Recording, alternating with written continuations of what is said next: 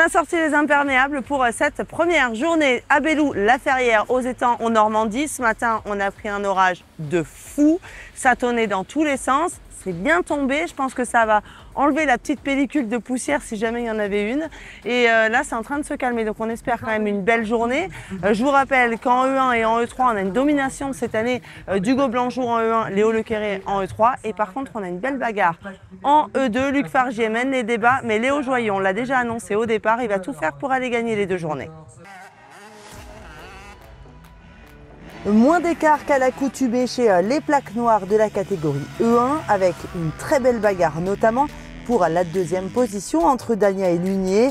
Mais à mi-journée, la tendance a définitivement tourné et c'est le pilote du Daffy Enduro Team qui monte sur la 3e marche du podium.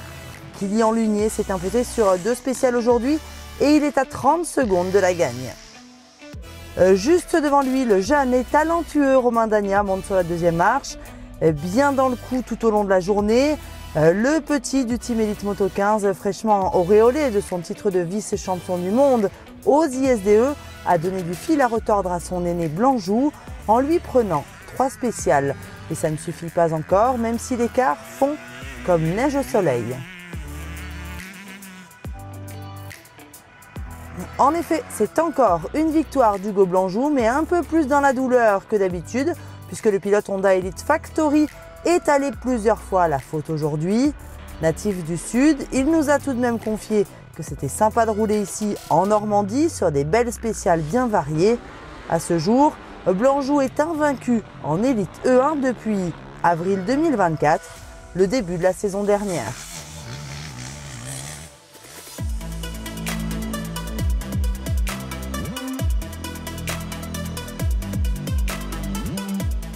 En Élite E2, catégorie la plus bataillée au championnat, on est sans doute en train d'assister à un tournant de la saison puisque Luc Fargier, arrivé ici en leader, n'est pas sur le podium ce soir. Le pilote du Daffy Enduro Team a lourdement chuté ce matin d'entrée de jeu et a serré les dents pour limiter la casse et finir péniblement 4e. On monte sur le podium avec Anthony Gesselin qui a bien tout tenté pour faire mieux, mais il en manque finalement encore un peu ce soir pour le pilote DSN Moto qui s'est néanmoins imposé sur 2 chronos aujourd'hui. Le Basque concède près d'1 minute sur le vainqueur ce soir.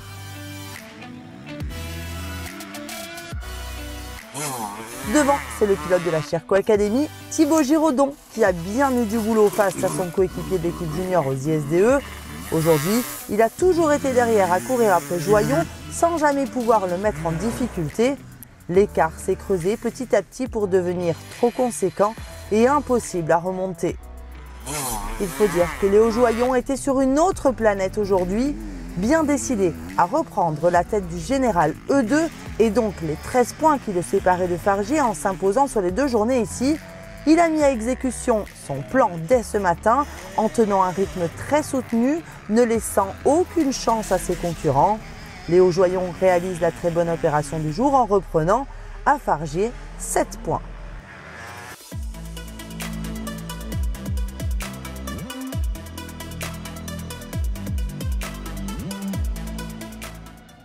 Enfin, en Élite E3, là aussi une grosse bagarre pour la 2e place, mais ce soir on peut surtout souligner la belle remontée de Diego Ossion qui a cravaché toute la journée pour revenir dans le jeu après une première spéciale complètement ratée.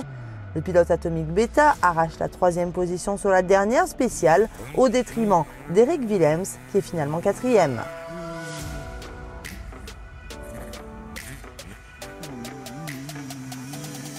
Il avait à cœur de tenir tête aux jeunes et c'est chose faite ce soir, même s'il en reste encore un devant. Mais Loïc Larieux peut être fier de sa journée normande où il a été très régulier, ne commettant aucune grosse erreur dans les pièces de la Ferrière aux étangs. Appliqué dans son pilotage comme toujours, l'officiel Rierou a su contenir ses concurrents directs. Mais ce n'était pas encore possible d'aller chercher la gagne car celui qui domine depuis le début de la saison a encore une fois enfoncé le clou. Léo Lequéré empile encore une victoire ici en Normandie sous une météo qu'il affectionne particulièrement, surtout ce matin quand il tombait une forte pluie, peut-être bien venue de Bretagne d'ailleurs. L'officiel TM Racing a concédé 2 spéciales seulement sur la journée à ses adversaires, mais boucle avec plus d'1 minute 20 d'avance et conforte encore un peu plus son leadership au championnat. Rendez-vous demain matin à 8 h pour le départ de la seconde journée ici, à la Ferrière aux Étangs, pour la 4e manche du championnat de France d'enduro 24 MX.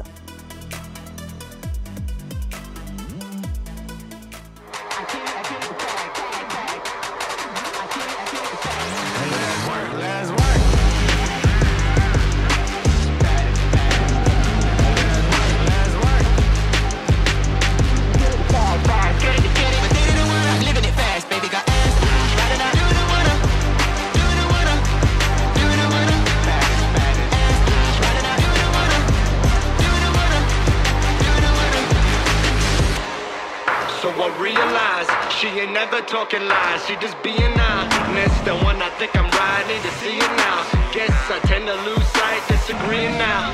That's why sometimes need to be alone.